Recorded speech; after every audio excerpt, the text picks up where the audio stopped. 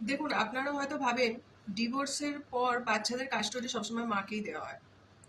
এরকম কোনো কথা কোথাও লেখা নেই। হিন্দু ম্যারেজ অ্যাক্টের হিন্দু ম্যারেজ অ্যাক্ট 1955 এর সেকশন 23 ভালো করে দেখে নিন। ওখানে ওই সেকশনটা হচ্ছে কাস্টডি অফ চিলড্রেন।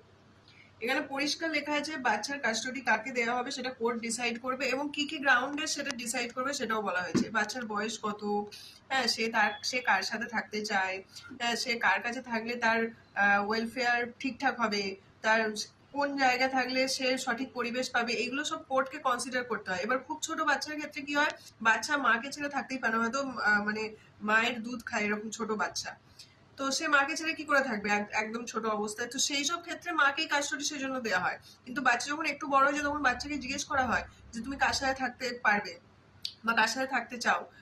সেখানে এটা দেখা হয় যে মানে কার পরিবারের সেই ক্ষমতায় যে বাচ্চাটার দেখাশোনা করার জন্য।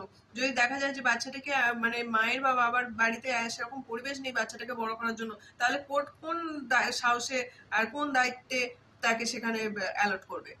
তো কোর্ট যখন দেখে বোঝে যে একে একে মায়ের সাথে রাখা যাবে, সেরকম পরিবেশ আছে, মায়ের কাছে থাকলে সে পড়াশোনা শিখে ভালোভাবে খেয়ে পড়ে বড় হতে পারবে, তখন সেই পরিস্থিতিটা দেখে কোর্ট তবে বাচ্চাকে বলে মায়ের সাথে থাকার।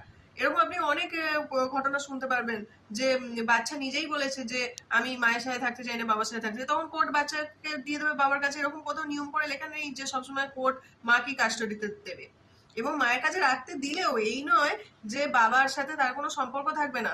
তার ভিজিট করার প্রতি সপ্তাহে, হ্যাঁ, একটা দিন থাকবে বা টাইম থাকবে, সে তার বাবার সাথে দেখা করতে পারবে এবং তার সাথে সময় কাটাতে পারবে। এবার অনেক ক্ষেত্রে কি হয় যে দীর্ঘদিন ধরে বাবারা আর বাচ্চার সাথে দেখা সাক্ষাৎ করতে যায় না, বছরের পর বছর ধরে।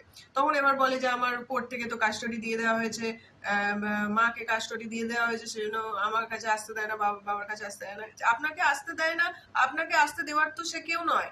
আপনি যাবেন আপনার বাচ্চার সাথে দেখা করবেন। এবার যদি দীর্ঘদিন ধরে আপনি দেখা করতে না থাকেন, হ্যাঁ, কোর্ট কখনোই এটা বলে না যে দীর্ঘদিন ধরে বাবার সাথে কোনো দেখা করতে দিয়ে যাবেন। সেটা বাবারা ইন্টেনশনালি করেন। এটা মায়েরাও করতে পারেন। যদি বাবার কাছে বাচ্চা থাকে, মা যদি দেখতে না আসে দীর্ঘদিন ধরে, তাহলে সে তো তার বাচ্চা তো তাকে ভুলে যাবেই। এটা তো প্রকৃতির নিয়ম। কিন্তু এইটা আমি আপনাদেরকে আজকে পরিষ্কার করে বলে দিলাম, এই কথাটা কোথাও লেখা নেই যে বাচ্চাদের কাস্টডি সবসময় মায়েরই হবে। এটা কোর্ট ডিসাইড করে যে কার কাছে বাচ্চা থাকবে, আর বাচ্চা যেখানে ভালোভাবে থাকতে পারবে কোর্ট সেখানেই বাচ্চাটাকে পাঠায়।